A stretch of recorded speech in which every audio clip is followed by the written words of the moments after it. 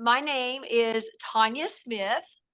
I have been teaching music education in the United States, in North Carolina specifically, for 27 years. So I've taught everything from pre-K music, which is our 3-year-olds and 4-year-olds, all the way up to what I'm doing now, which I'm teaching 6th grade through 12th grade, that's ages 11 to 18. Vocal music right now. But for 6 of those years, I also taught band. So I played French horn and trumpet in high school, and they needed a band director, and I sort of stepped into the role. I did that and choir at the same time. So I am married. I have a husband of almost 34 years and one 26-year-old son who is grown and flown and lives in Virginia. And yes. Okay, thank you. Thank you so much for your introduction. My name is Farina. I'm a student. I'm from Z.P.H.S Ilavaram. Here my question is, how much time in practice do you expect from students? Well, ideally, thank you for that question. That's an excellent question. During the day, we meet high school level for 90 minutes. So they get every day rehearsal with me, with modeled instruction, with lesson plans that I have in place for them. And so they get 90 minutes of practice a day already. So they're getting that in the classroom with concentrated instruction. Outside of the classroom, I do provide links and practice tracks for them. That doesn't always mean that they do it. Our students here are very overextended. I don't know what your life is like there in terms of what your family expectations are, but our students here play multiple sports. Because my class is a class and it is for a graded area, they are to do what I ask them to do in class and outside activities in terms of Google Classroom. But I cannot ask them to spend specific amounts of time outside of class practicing on their own. I can request it. They can come in and do tests on it, and they know whether they've spent enough time. Ideally, I would love to see them spend at least 30 minutes in the vocal arts outside the classroom every day. But does that happen? No, I'm just being honest. It's a very different culture here of what's important and what isn't important. Over here, sports is more important than the arts. And this is Nandini, an 8th grader. Here my question is, why is music an important subject? So I just recently did a study on the importance of music and culture and teaching global music in the music classroom. And we've sung pieces this year from Africa. We have not done any from India. Don't be offended. We have not done any of those, but we have listened to music from India. We've listened to instruments from India. I bring up ed puzzles about music from other cultures all the time because I just think it's extremely important that we connect as human beings musically. That's our universal connection, in my opinion. It also takes you on trips, other places that you might not actually physically be able to go. But if you listen to their music, you're hearing their soul. You're hearing their inner person. You're seeing what their culture values. They sing about their stories. They tell about their history, and they do it through their music. You can see that, and you can hear that, and you can experience that. So my students have sung in Hebrew this year. They've sung in African. They've sung in Latin. They've done different, of course, Latin's obsolete, but it's an important language, Italian, things like that. So I think it's important that we keep music in the classroom so that students make connections with other people in a very personal way. I believe that music is like your soul singing out loud. It's who you are. It's the very essence of your humanity. And even those that cannot hear can feel the vibration of it. So it's rhythm and music and all of those pieces together. They're math, it's English, it's all of the subjects combined, actually, you know. Yes. So I Yes. love that. And I think that there are so many commonalities that I have found in music, and my students have found they've been able to make connections even with may I show you a selection that we did? This is one we just recently did. It's called Ngotando, and it's by Mboso Lovo. I have a hard time pronouncing his name, but he is a very prolific African composer. And the words are Ngontando Kupela, Songwaba Konke, Azi Gugazwina, Sivul Isa de Zetu, Singesabe Luto, Ngontando. It's so much easier to sing than it is to speak. But the translation is, through love only, we will conquer everything, all situations. They cannot devour us or swallow us. Let us open our hearts and let us fear nothing through love. That to me is why music is important. This is being written across the world, but we're singing it here. And so making those connections, my students beg to sing this. They Yeah. love this. That's why music is universal language. Yes. Yes. Yes. What Question. is your favorite musical instrument? Could you please play for us? Yes, I would play for you. So my favorite musical instrument is piano. And when I was in college, that was the instrument that I chose to be my focus instrument. I'm not going to. Hello, ma'am. This is Z.P.H.S, a 7th grader. Can I ask one question, ma'am? Absolutely. How will you make sure that students are being challenged in your music classes? Oh my goodness. It is so challenging here to do that very thing. So the way that it is structured here, because my school is very small, we have less than 300 students in grades 9 through 12. They place students of all levels in my class, from beginners to more advanced students that have been singing for a long time and have had private lessons and know how to read music. So what I try to do is provide opportunities for those more advanced students to audition for higher level state level choirs, so that they get to go and we travel and I take them and we learn music that's extremely difficult. We learn how to read. The beginners must sing the same level music that some of the advanced students are singing for concerts and for music performance adjudication. That's where we are judged on a rubric, and they give us a rating, like a grade. So they are very challenged, and they learn how to use expressive elements. They learn how to read rhythms correctly and how to execute them. So I don't allow anyone to believe that they aren't capable. They must rise to the challenge. I have some students that struggle. Have you ever been around people that struggle to match pitch? Like if I sing,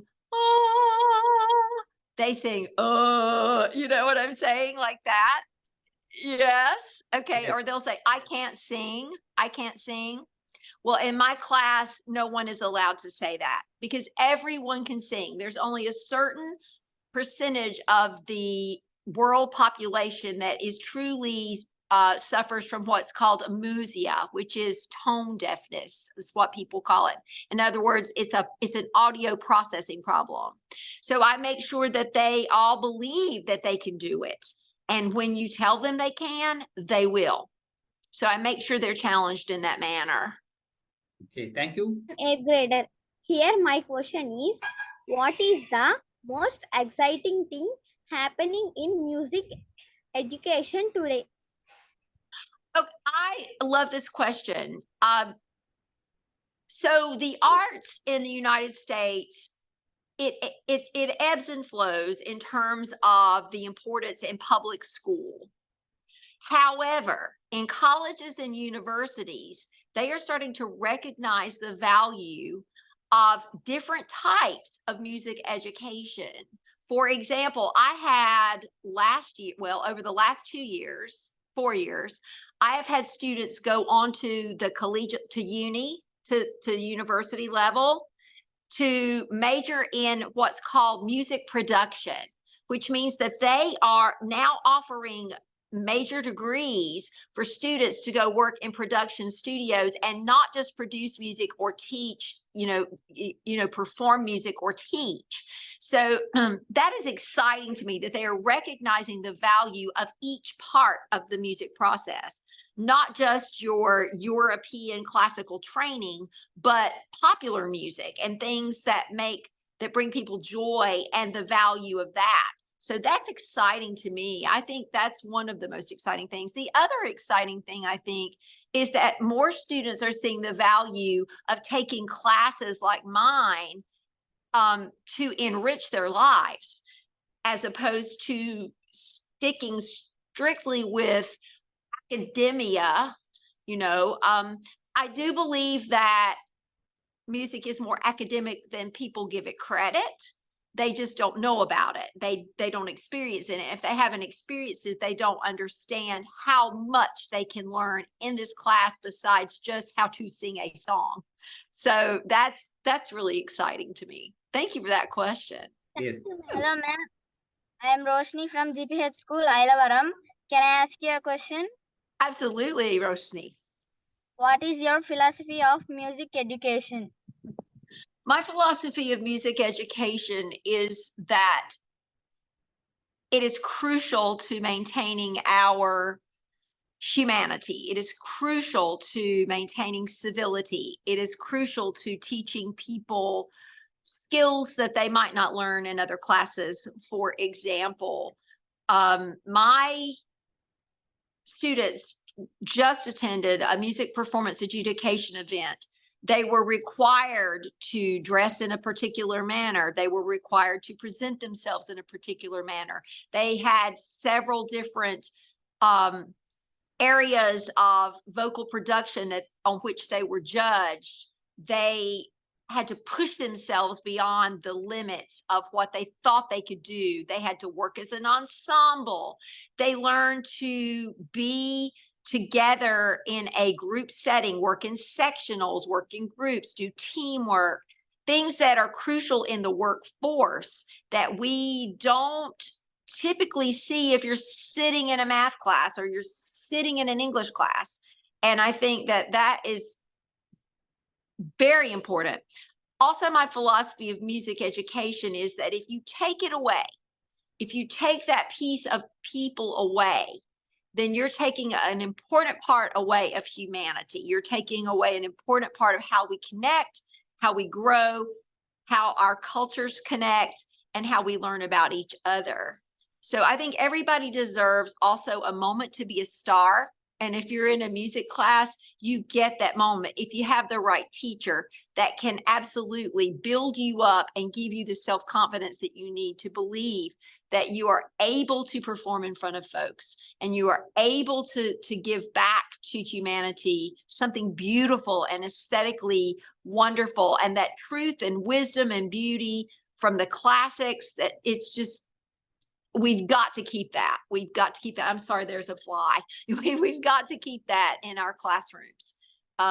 Otherwise, we just become disconnected and almost disillusioned and cynical. Music takes away cynicism and it equalizes the person. So, yes. Ma'am, my name is Jagadish. I am studying 8th grade at Z.P.H.S School, Ilavaram. Can I ask you a question, ma'am? Yes. What would you like to change about how music is taught? What would I like to change about how music is taught? Well, I'm changing it.